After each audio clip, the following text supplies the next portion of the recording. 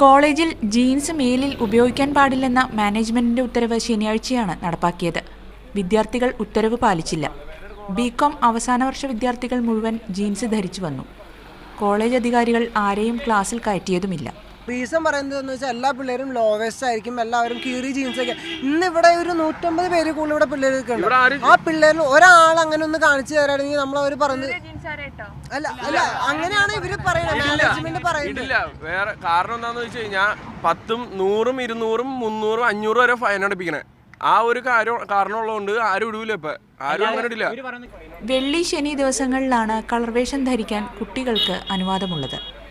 എളുപ്പത്തിൽ ധരിക്കാവുന്നതും ചെലവ് കുറഞ്ഞതുമായ ജനകീയ വേഷത്തെ കോളേജ് അധികാരികൾ നിരോധിച്ചത് തിരിച്ചടിയായെന്നാണ് കുട്ടികളുടെ പക്ഷം.